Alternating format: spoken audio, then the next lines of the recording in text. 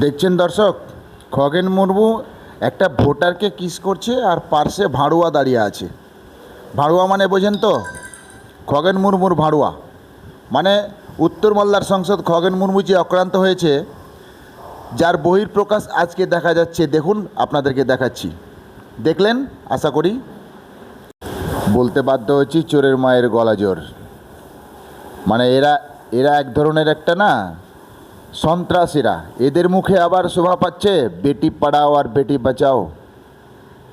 মানে বেটিকে পড়াতে পাঠাবে আর বেটির মা বাড়িতে থাকবে, আর এরা গিয়ে অপকর্ম করবে বেটির মায়ের সাথে। তারই চিত্র আপনাদেরকে দেখালাম। এর থেকে আর ভালো বা এর থেকে আর খারাপ কিছু কি দেখবেন দর্শক?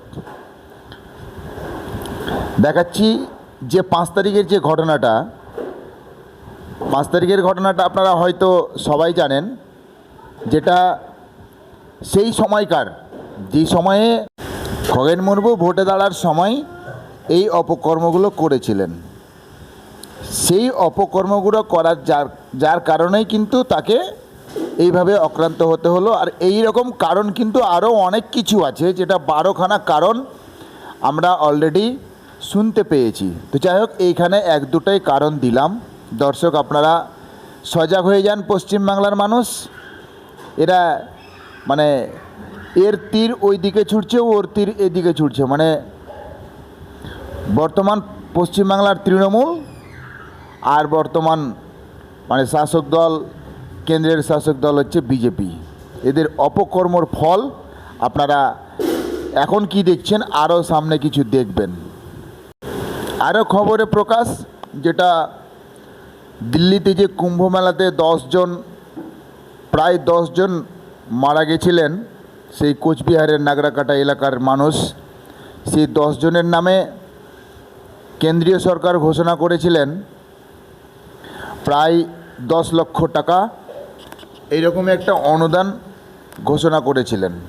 যেহেতু পশ্চিমবাংলাতে একমাত্র উত্তর মালদার সাংসদ খগেন মুর্মুই ছিলেন একমাত্র ওদের মন্ত্রী বলে, মন্ত্রীর হাত দ্বারা সেই টাকাটা তাদের কাছে পৌঁছানোর একটা ব্যাপার ছিল। সেই টাকাটা পৌঁছানি, সেই টাকাটার ইনভলভে ভরেছিল মাত্র 5,000 টাকা করে নাকি, এরকম একটা বিষয় যেটা পেয়েছি আমরা। যার কারণে আজকে এই নাগরাকাটায় এই তারই বহিঃপ্রকাশ ঘটল যে পরিবার মারা গেছে, সেই পরিবারের লোককে 10 লক্ষ টাকা বা 5 লক্ষ টাকা করে দেওয়ার কথা ছিল, সেই জায়গাতে টাকা দিচ্ছে মাত্র 5,000 টাকা করে।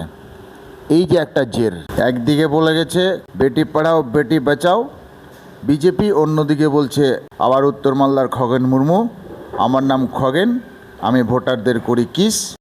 আজকে দর্শক একটাই কথা আপনাদেরকে বলবো, যে যেখান থেকে দেখছেন আপনারা একটু বেশি বেশি করে শেয়ার করবেন, যাতে এই ভিডিওটা প্রত্যেকের কাছে পৌঁছে যায়। আমি একটা কথা বলবো, দুঃখের বিষয়, আজকে আমাদের শুভেন্দুবাবু যে কথাটা বলেছেন, শুভেন্দুবাবুর কথা হচ্ছে যে ওইখানে যেখানে খগেন মুর্মুর সাথে যে ঘটনাটা ঘটেছে আর কি, ওইখানে এক কথায় ওইখানে যে ঘটনাটা ঘটেছে সেটা খুবই মর্মাহত বা খুবই লজ্জাজনক একটা ঘটনা। কিন্তু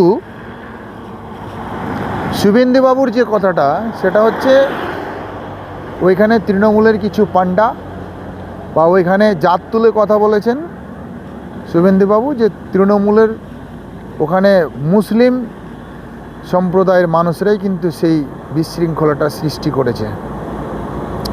দেখুন, আমি শুভেন্দুবাবুকে একটাই কথা বলবো, আপনার কি ন্যূনতম কোনো অভিজ্ঞতা নেই যে উনি গেলেন কোথায়, আর ওইখানে আবার তৃণমূলের মুসলিম সম্প্রদায়ের মানুষকে কোথায় পেলেন? মিথ্যা কথা বলারও তো একটা জায়গা আছে না?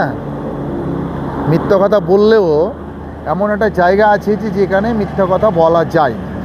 কিন্তু আপনি এমনভাবে মিথ্যা কথা বলছেন যে নিজেই আপনি ধরা খেয়ে যাচ্ছেন, যেটা সম্পূর্ণ একটা ভিত্তিহীন কথাবার্তা।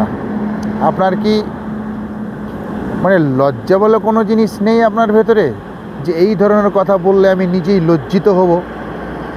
তো দুঃখের বিষয় এটাই, যার লজ্জা নেই তার বেইজ্জত নাই।